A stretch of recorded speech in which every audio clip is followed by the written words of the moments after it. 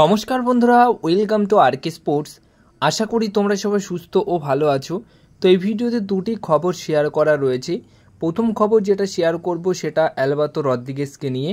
Alberto রদ্রিগেজের আজকে কিন্তু মধ্যরাত্রিতে মানে আগামীকাল পড়ে যাচ্ছে ঠিক 12টার সময় আজকে তার ফ্লাইট ছিল। তার ফ্লাইটটা কিন্তু কলকাতা বিমানবন্দরে এসে পৌঁছাতো, কিন্তু ফ্লাইটটা অবশ্যই ঠিক সময়ে পৌঁছে যাবে, কিন্তু অ্যালবাতো রদ্রিগেজ পৌঁছাবে না, কারণ তার কিন্তু ফ্লাইট ক্যান্সেল হয়েছে ভিসা ইস্যুর জন্য।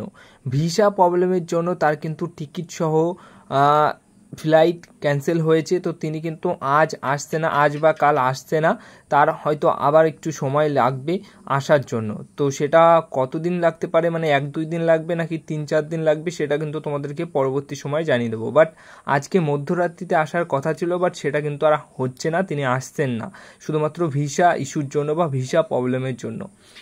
নেক্সট সবশেষে যে আপডেটটা শেয়ার করা রয়েছে সেটা হচ্ছে মরক্কান স্ট্রাইকার সই করিয়ে নিল অবশ্যই নর্থ ইস্ট ইউনাইটেড এফসি দল। 31 বছর বয়সী এলেডাইন আজারাই, 31 বছর বয়সী এলেডাইন আজারাই তিনি কিন্তু নর্থ ইস্ট ইউনাইটেড এফসি দলে সই করলেন।